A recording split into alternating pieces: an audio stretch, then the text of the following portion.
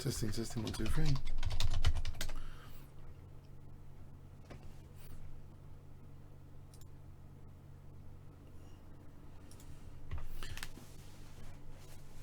Welcome to another Kingscrusher radio show. So this is Tuesdays, 9:10. We're going to be looking again at 3 amazing games of Garry Kasparov, and these are really classic games I'm going to show you, and there's some nuances I pick up on in getting some background information about these games, which are actually quite interesting and coincidental in some respects. This first game is one such thing that I'd like to talk about. Korchnoi against Kasparov. So Korchnoi, rest in peace, the defector. Kasparov had to play the defector and was actually indicated not to shake hands before the game. He did actually try and lean over as though he wanted to shake hands, but Korchnoi just ignored it. This was in Olympiad of 1982. So Kasparov apparently had indicated he was going to shake hands, and okay, maybe to some annoyance anyway, but nevertheless they didn't. Korchnoi came to the board and played d4, and Kasparov played knight f6, as though, sorry, there's an interest in playing the king's engine defense. At the moment we have c4, g6, g3. So this is where this nuance I've discovered about this. I mean, I know about this game from before, but the nuance is Kasparov actually, apparently he was very fond of the Benoni defense, and that's very interesting. It's a very aggressive dark square strategy, the Benoni. I mean, it's not thought to be that sound nowadays, and it actually highlights something that Kasparov games have a very specific context, where he himself would say that, you know, he wouldn't be playing this like a few years later because of computer analysis, making it, you know, basically more and more unsound, and definitely the way he played this game, as though it wouldn't be like repeatable because people would find refutations. But yeah, so it has a very specific place in time, this particular game, and against the opponent.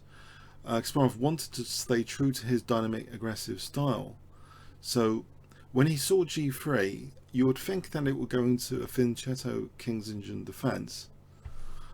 We have bishop g7, bishop g2, as if it's going to go into king's engine defense fianchetto variation territory, but Kasparov goes for the Benoni pawn formation, which is very aggressive and does create some structural issues, particularly the d6 pawn. The Benoni structure is thought to be a little bit unstable because of d6, but we have this aggressive c5, so hitting at the dark squares. White is not playing a move like knight f3 here. Let's connect to live book. Knight f3 is actually the most popular move, and if we're playing this with black, I mean, this is something we definitely need to know. Let's add a bit here. We definitely need to know, how do we respond to knight f3 in this position. I'll just go through live book for a moment. If we reach this position, yeah, this is a way of generating counterplay, as one example goes. You can try and generate queenside counterplay, but no, we're not having that in this game. Korchnoi plays d5, so the two main branches are actually to play either knight f3 or d5. Those are the two main popular moves. So with d5 gaining a bit of space, but it is allowing black, you know, potentially aggressive dark square play and transposition into real, like, modern Benoni territory. We have d6, knight c3, black castles, knight f3, And this is coincidental because one of my recent coachees, I've just started getting into a little bit more into online coaching actually this year. One of my recent ones has mentioned just in the last lesson to me, you know, how do you get the Benoni? What is it about the Benoni? And maybe a lot of people don't know actually. That actually, I believe it's when we have this structure in particular, that this is Benoni, because we have that pawn there. Black has the queenside pawn majority. Black has potential pressure on the e file. The dark squares are pretty good. White can sometimes get a knight to c4 to hit the d6 pawn. White has his trump cards. Sometimes e4, e5 is dangerous. So white has his trump cards here as well, of course. And yeah, it's not that popular nowadays as when like Mikhail Tal was using it with great effect. The peak of popularity, as far as I am aware, was actually 1960 when Mikhail Tal became world chess champion. Also, it was the peak of the Benoni popularity. But yeah, the nuance for me is that Kasparov was interested in playing very dark square aggressive strategies in the openings. But nowadays, yeah, they are considered a little bit unsound, you know, at GM level. But for club players, yeah, the Benoni is still obviously a very, very dangerous weapon, extremely dangerous. And this is against the fianchetto, so this is interesting. Kasparov plays a6, and yeah, white just clamps down. You'd expect that's like the move. A4. Now the two main moves here, knight bd7 or rook e8. Kasparov chooses rook e8 here, so we've got that pressure bearing down, stopping white playing e4. Okay, so here knight d2, that classic maneuver to try and put pressure on d6. We have knight bd7 here, which is the main move. h3, that again is the most popular move, trying to take away that g4 square from black. Rook b8, as though there's an interest in b5 again. Knight c4, hitting d6. Now here there are two main moves theoretically. Knight e5 as played actually has a few more games to it as played than knight b6. Before we get into knight e5, let's have a quick look. Knight b6 continuation could be like this. This setup where, yeah, it's interesting. There's been quite a few games from this position where black again seems to be preparing b5. Queen d3 stopping b5. Knight a7 trying to renew b5. That interesting maneuver. If we have this position, it's thought to be actually better for, slightly better for white. Anyway, so that's interesting. Knight b6 is interesting with that sort of plan.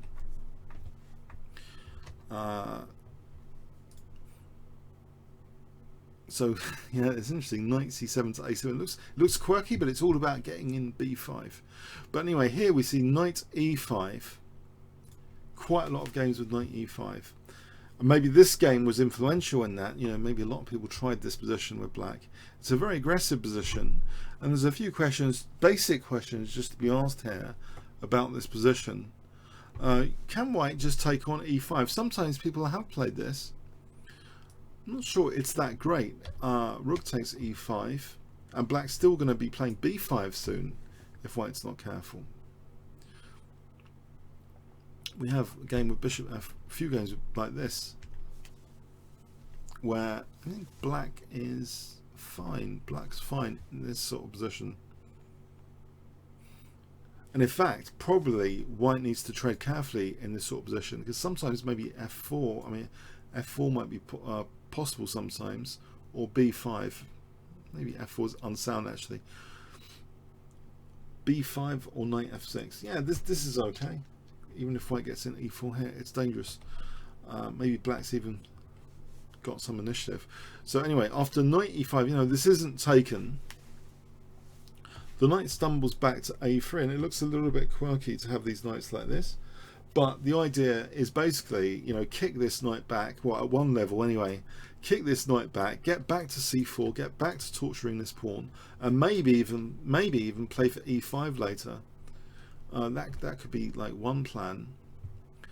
But so it's all about not letting white completely have his way to kick this knight. This next move is very, very interesting, and the most popularly played, knight h5. So one question here, can white actually just like kick this knight now with f4? Cautionary played e4. There's other moves being played in this position, king h2. If we have f4, this is really interesting. Black might not. Black has options here. Before we get, okay, I'm not going to spoil that though. Black would have some interesting options, but we're going to see that in this game anyway. e4 is played, and now Kasparov apparently he is aware that f5 is maybe slightly better for white. Maybe white just takes here, and if it takes here, this is pushing soundness, this position. Bishop takes g4, h takes g4, queen h4. Apparently this is not entirely, yeah, this is pushing some soundness, this position, even though it's like pretty dangerous for white. It seems as though, you know, black's getting things like knight g4. It seems really dangerous, but technically if you put this through an engine nowadays, and you know, bishop takes g5, it seems, and a lot of this could be very favorable for white actually pretty soon, because there's no, if the attack can be just squashed, then white is not left with too much like this. But yeah, if white is well prepared, this piece stack's not going to work here. But maybe Kasparov was already at that time aware of f5 being a bit premature and not entirely sound. You know, this piece stack's not entirely sound. But what he does is interesting. It's kind of a novelty for the time. He simply casually retreats back his rook to prepare f5 like this, and that makes quite a few differences actually to things like that fork. Quite a few differences having the rook on f8. Now here, okay, we have actually the move king h2. If we look at f4 here, knight takes g3 is dangerous for white, and it's, you know, the dark squares come alive basically in this position. Black's dark square play, even from an engine perspective, is actually quite good here. Black's dark square play actually technically, even engines like black there. It seems premature to do that, so this move by cautionary seems actually quite necessary to safeguard g3. He plays king h2, so he still, you know, in theory wants to kick the knight from e5 and, you know, put the knight here and start torturing the pawn on d6 again. Well, that's the plan anyway, it seems. So we see f5 though, and now f4. So here, ordinarily, an ordinary like player perhaps would like retreat this knight. Would you though? If I ask the question here, what do you think is a good move for black here? If I said to you, black to play, just what do you reckon? I'll give you 20 seconds to think about this. What would you play as black in this position? You might not have seen this game before.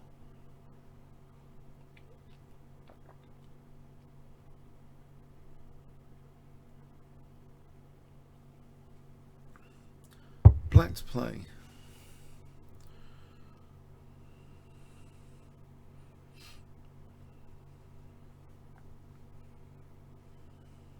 You know this?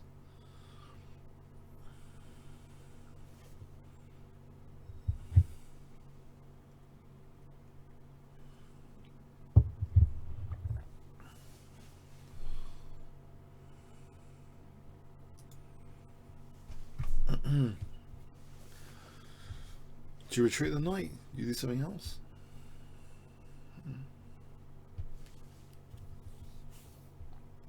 Okay, okay, it wasn't knight takes g3 actually. I'm not sure, but maybe white can actually just take here. Yeah, maybe white can just take here on knight takes g3. That knight just takes that knight.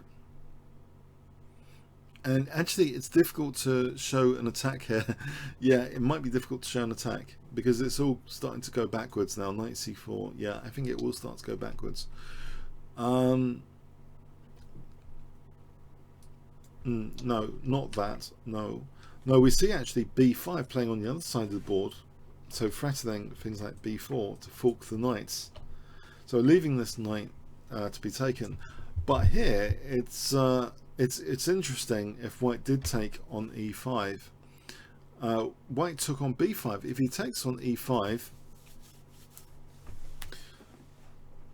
this position is actually quite dangerous for white after knight takes g3 now, because here it's quite different. Bishop takes e5 check, and if bishop f4, I believe we have queen g5 check. I'm not sure this variation exists. I know you've mentioned, let's go back earlier, because I mentioned what would you play here on knight takes g3. King takes. White wouldn't have to take this knight here. If b5 is played here, white doesn't have to take. We'll have the same line. Yeah, this is dangerous. No, white can sidestep that. Okay, just take that knight on g3. And just take here. And take here and just ignore that. Just leave that knight there. Okay. And maybe the king can step back at some point, safely at some point.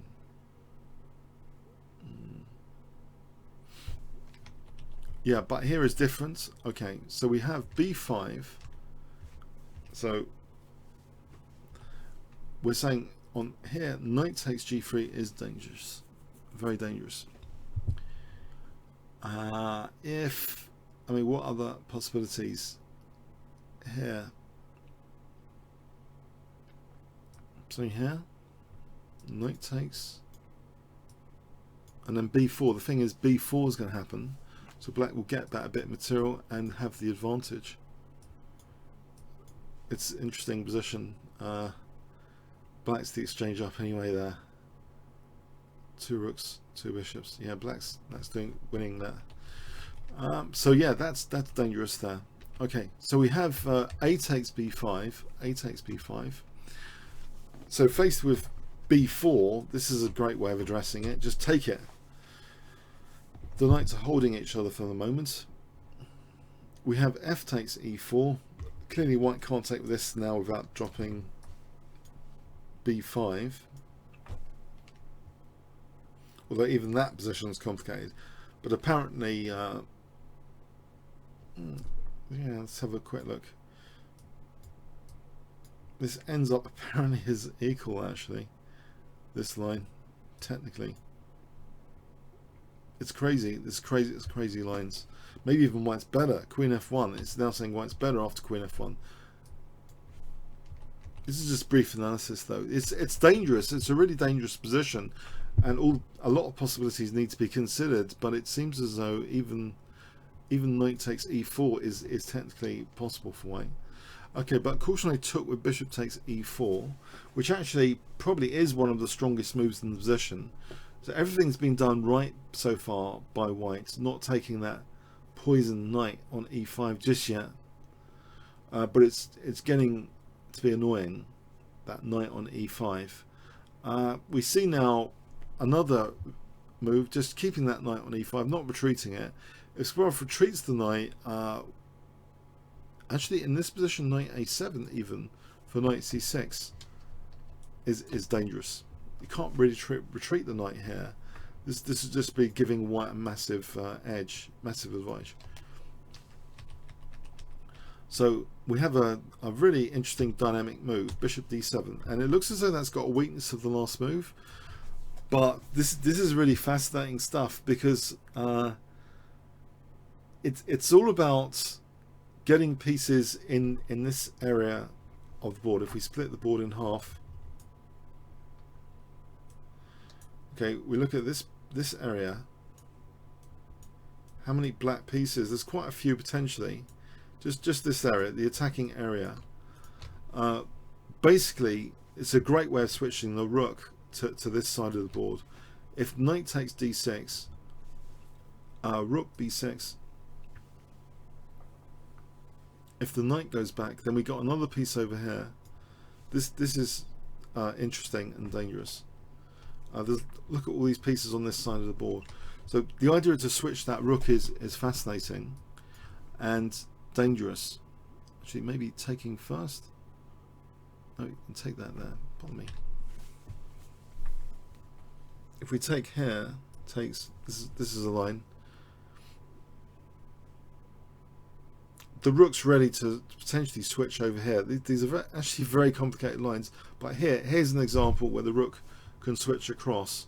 So getting a superiority of material on this crucial part of the board. So this is an example of the rook switching across, using that as a kind of, yeah, just to increase mobility of the black pieces, to switch across like that, losing that d6 pawn. Here it starts to be quite dangerous for white, because look at all of black's pieces.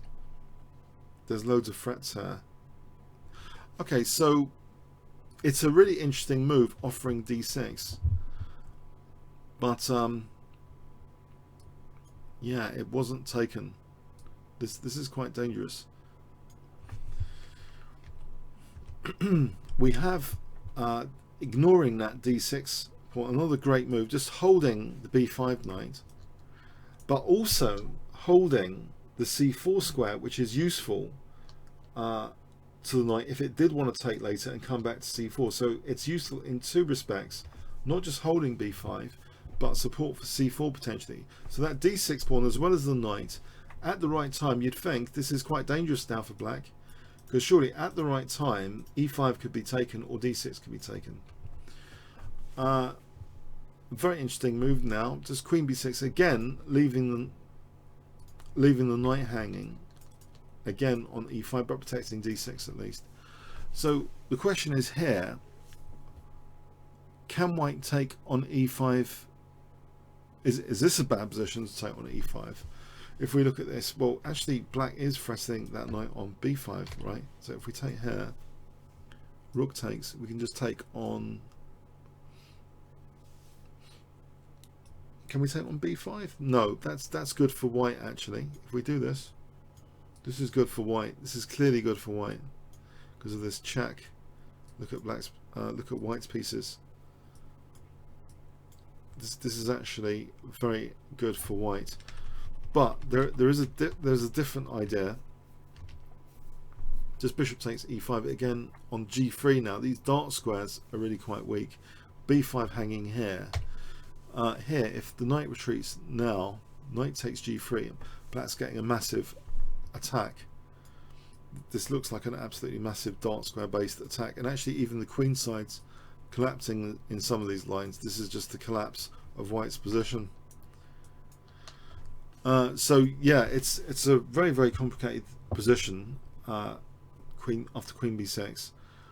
So it does seem too dangerous to take on e5. Just to recap, the reason is not about taking on b5, but rather just the meltdown on dark squares after bishop takes e5. This is really good for black. So we have knight a3.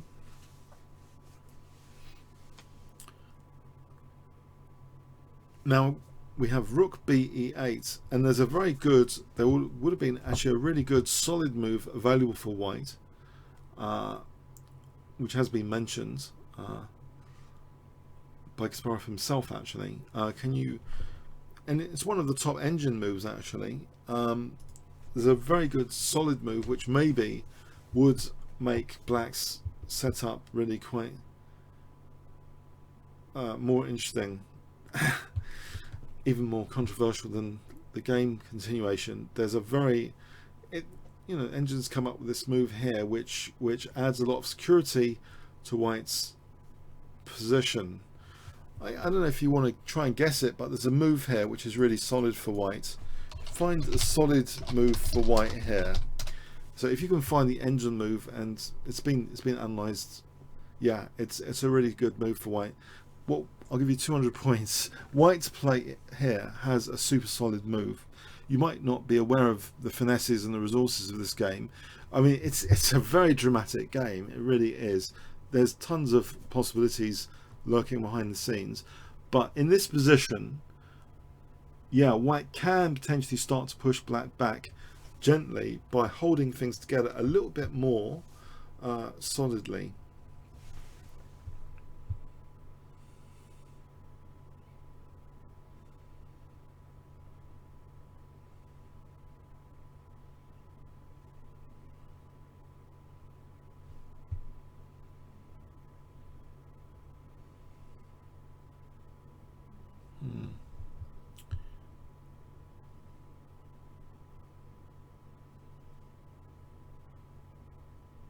You know this?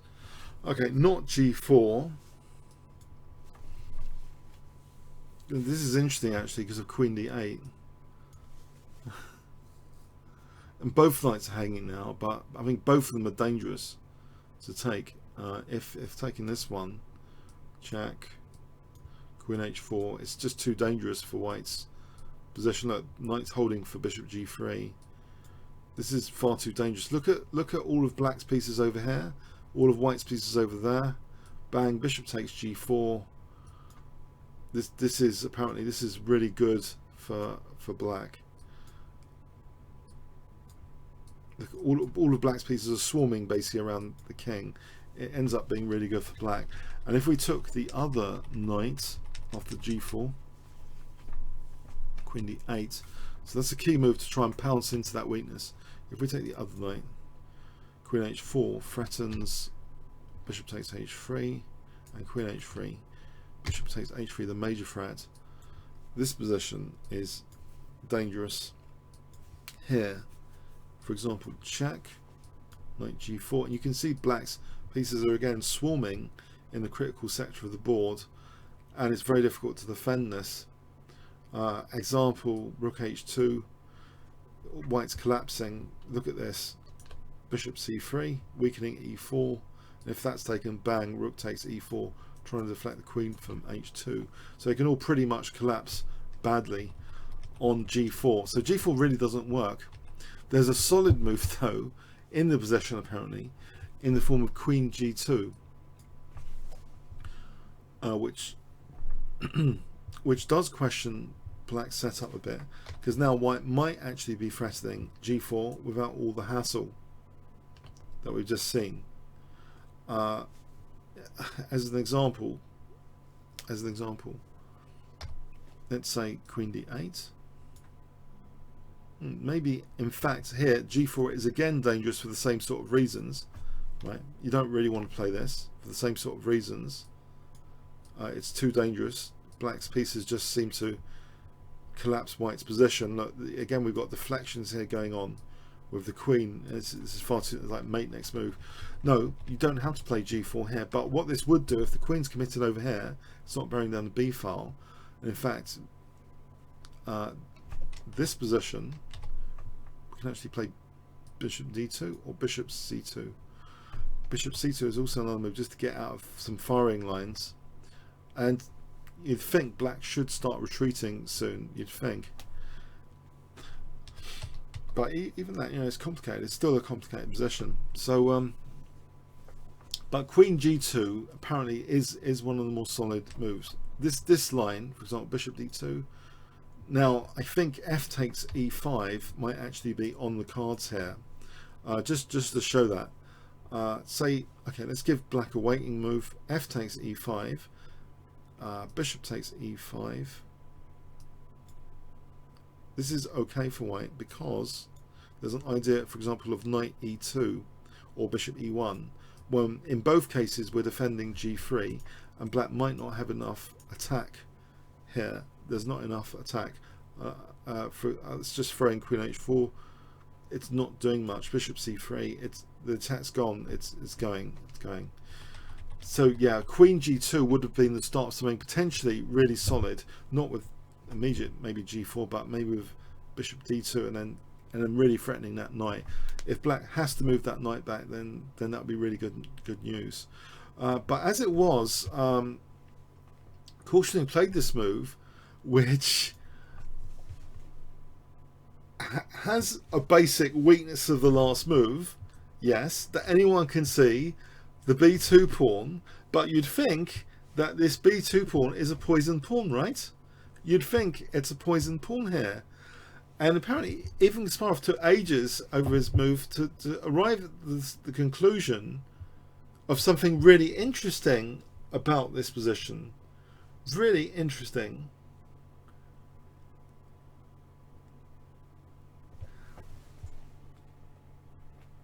And it actually does feature pins as a major tactical vehicle to pull it off. Can you see what black can play here? If I ask you, what can black play here?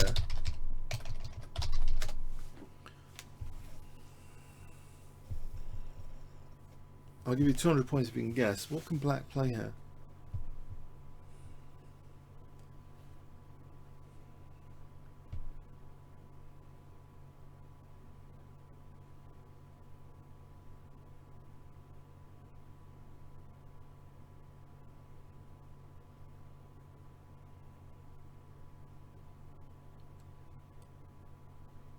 Black's play.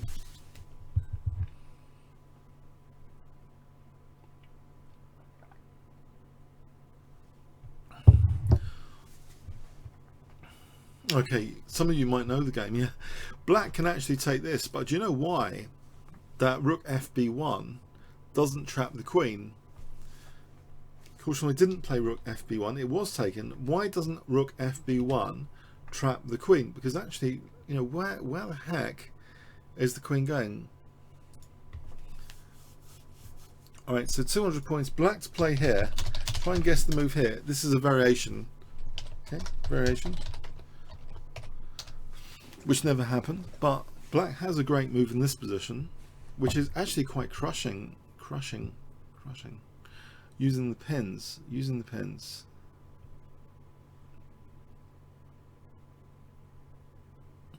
There's actually two beautiful pins in this position, here potentially across these two pieces, and here across this piece, which this next move kind of celebrates.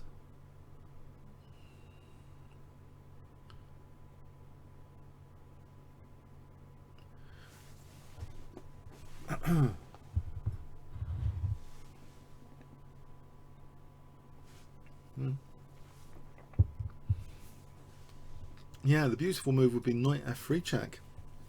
So of course he must have discovered this to his horror. This bleeding knight on e5, this annoying pest on e5, actually in this position delivers a crushing blow. You know, we can't take with this because we're just running into check. Unfortunately, it's check winning the queen. And after that, you know, the queen could just take on d2. And the other thing about this, if queen takes, then we've got this pin. Black can just eat up white with queen takes d2 check. It's horrible. You know, here we can just munch this. It's all collapsed. Whatever the way it's cut here. Knight e2. In this position, rook takes e4 is quite crushing. And then rook e8. Oh god, we're skewing now. The pin's turned into a skewer there.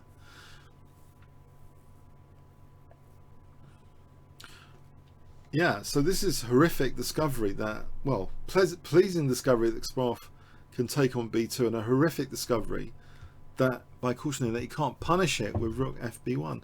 It turns out this might be the way to play it anyway, to play bishop d2.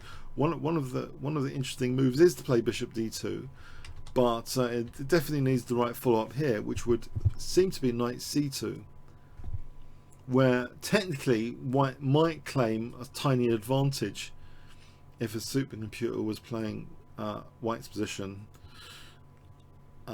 probably finding all the technical moves. Again, this sort of scenario might actually be a small advantage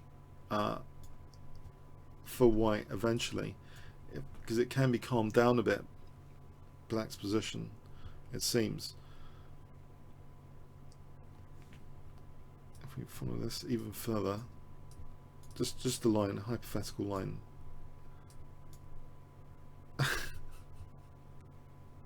I just say here, there's d takes, that's winning for white. well, it's a piece up.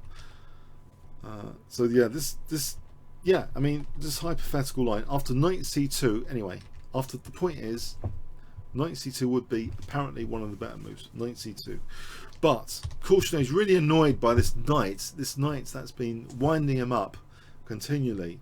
He's had enough of this knight on e5, and at move 24 he snaps this thing off. F takes e5. He snaps it off. But obviously, yeah, obviously, black's dark square play does seem pretty dangerous. And look, actually, we've got a few pieces, kind of all pointing at white's king here in this position. And what on earth does white do here about g3 exactly? G3 seems incredibly weak. What on earth is white doing here? Korchnoi played knight c4, so he's letting g3 go. I mean, it just seems to be massive compensation. By the way, Mikhail Tal was actually part of Kasparov's team. You know, he was kicking around, and obviously he's a Benoni enthusiast back in the 60s. But apparently he didn't have that much to say about this game. Apparently, but yeah, it is like a Tal-like kind of Benoni piece sack with gigantic compensation now. If instead of knight c4, say we take here, rook takes, there's just gigantic pressure on white's king. So we play this. That looks like an interesting move. Black can just play this, threatening a discovered check. And it seems as though white just really collapses here. Check. Well, white, no, it doesn't seem as though white is collapsing here, totally. This sort of position is just like a total collapse, you know. Okay, so yeah, no. This is really tricky. So knight c4 is played, but yeah, the queen doesn't have to move. Knight takes g3, so threatening this discovered check, and also hitting the rook. So if knight takes bishop, trying to get rid of the discovered check, then still knight takes e2. Well, yeah, that can't. That doesn't work very well for white. So white plays rook takes f8 check here, and now queen e1. But yeah, white's position is now really bad. Knight takes e4 check. Engines give this as like +10 for black, so it should be all over. This should be all over. The game's theoretically been totally like decided. This is like gigantic advantage for black now. Gigantic. White's just collapsing, right? But Kasparov, even Kasparov, he was sometimes prone to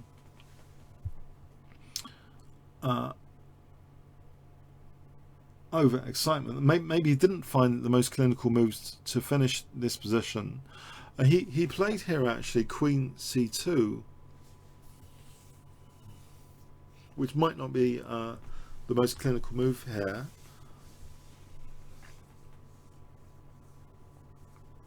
It seems rook f2 check is pretty strong in this particular position. Queen takes, there's bishop takes h3 check. So trying to get this queen with check. In fact, this is a total killer to get the queen with check. You know, because here we can just take on here with check. This is just disaster. It's disaster.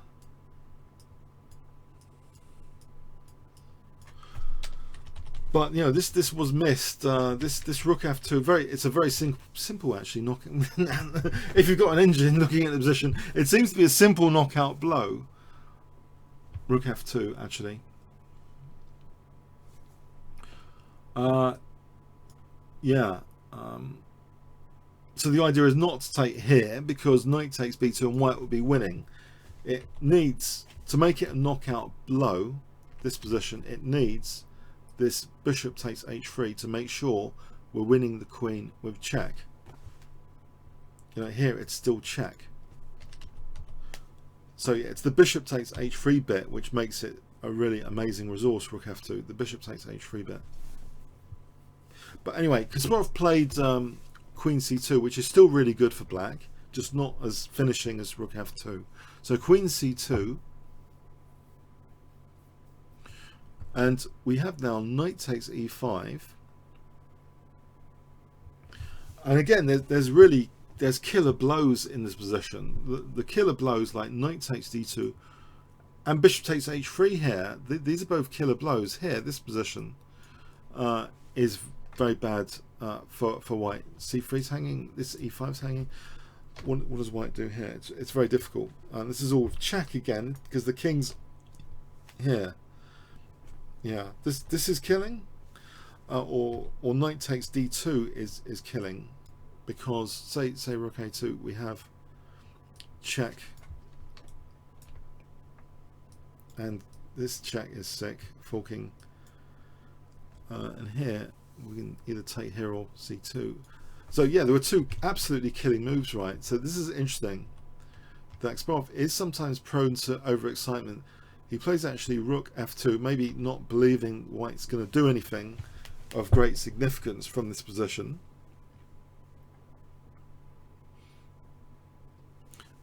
We have queen takes f2, knight takes f2, but a great move from Viktor Korchnoi, fantastic move in the circumstances. It looks as though most people will just resign, right?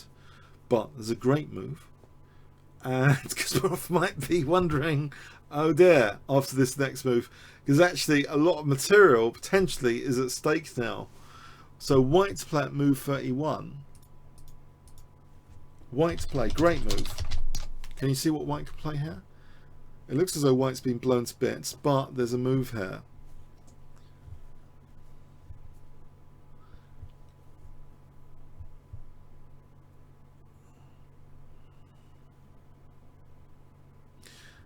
You start to realise why I didn't. I was wondering I shouldn't try and cover this game last week as part of the free, because this game is gigantically complex, mega complex. I mean, seriously, to understand some of the issues behind this game, some of the variations. I mean, this is just a taste of some of the variations of this game, but you know, this is how it played out. Yeah, Kasparov did apparently not play this optimally now, because now white has a way of coming into the game significantly. Yeah, he plays rook a2. Korchnoi played rook a2, so defending, and you know, remember the bishop's still hanging here, right? As well as the knight.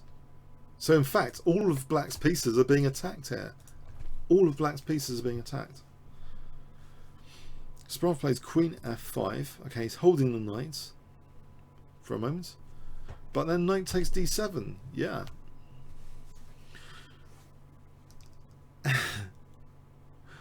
What does black want to do here? What does he want to do here?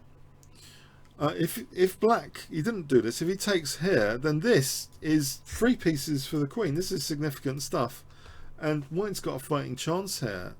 This is like almost technically equal. The best move apparently might be knight takes h3 in this position,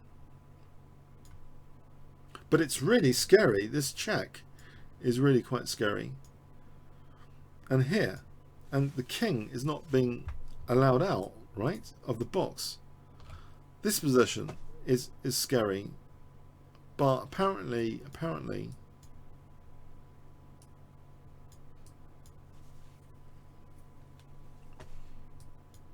black might be okay.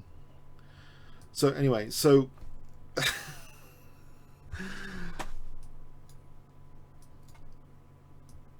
here it seems okay, black might be okay, but knight takes h3 might be the best move. Knight takes h3 in this position might be one of the better moves. So queen takes d7 is really out of the question.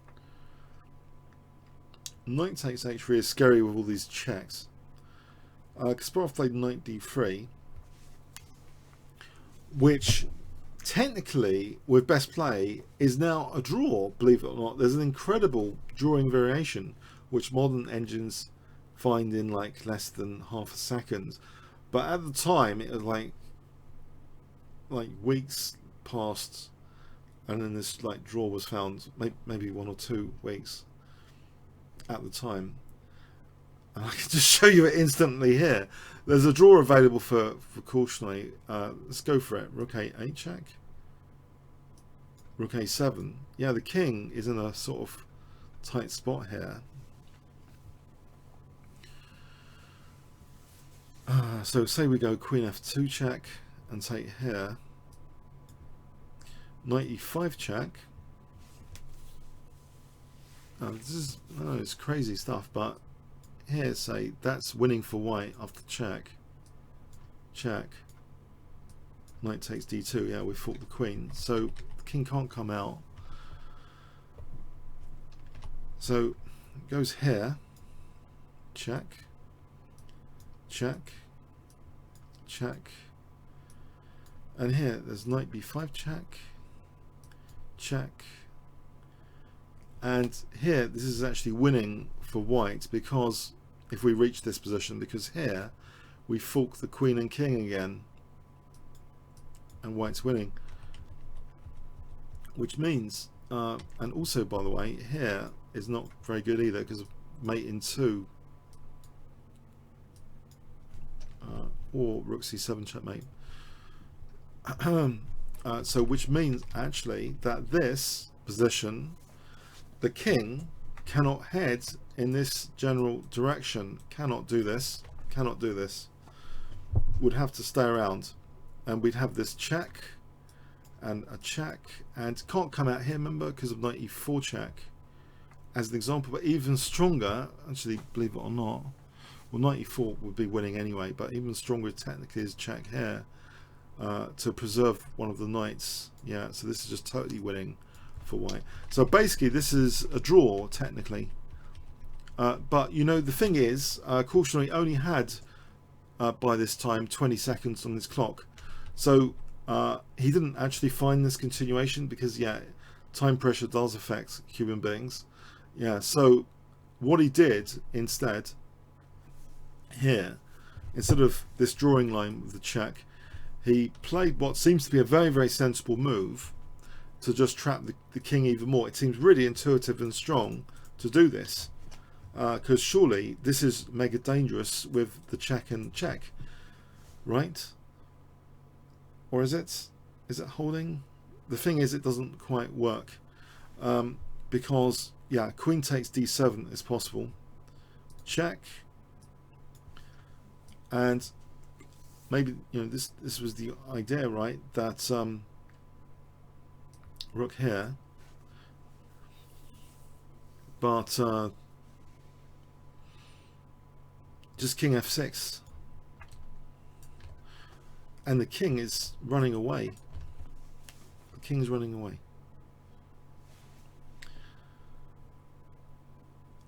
If we play this check, the king really just runs away to e5, and there's no mating that.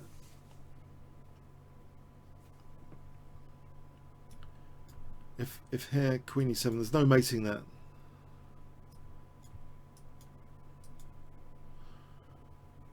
Black's gonna be fine. In fact, the knight even holds e1. So yeah, this is just the king slipping away after king f6. It's over really. We have king f3 being played. Remember, cautionary had him 20 seconds. Queen takes h3 check, wins the bishop as well now. Cautionary resigns here. Move 36. He didn't reach the move 40. I think it was move 40, the time control. If king e2, do we take on h6, or do we move the knight? The strongest move apparently is to move the knight. If we take it here,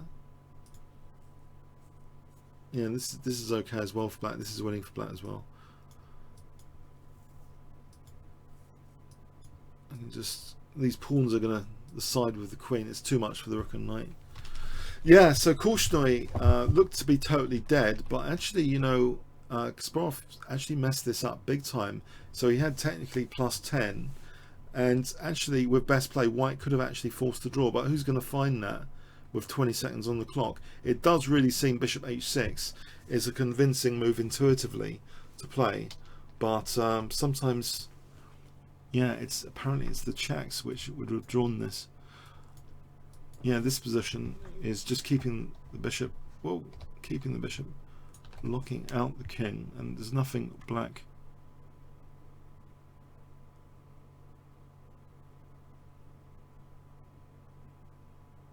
Sorry, there's nothing black can do here. Can't go across here. Apparently, yeah, it just can't go across here, and he can't take this bishop. This position is leaving. It's amazing. It's like a study that these two knights and the rook here draw. It's amazing. It draws. But yeah, the earlier in the game. Yeah, I mean, my first attempt at video annotating this game, I did drown too much analysis. Now I'm thinking a bit of trivia about this game. Kasparov really liked Benoni. That's really good news, because I'm thinking, you know, a lot of the really super aggressive black openings you want to try and blitz are actually dark square based strategies, and so it wasn't just Mikhail Tal giving credibility to Benoni, it was Kasparov as well. You know, that's good news. I'm thinking, yeah, you know, why isn't it popular today?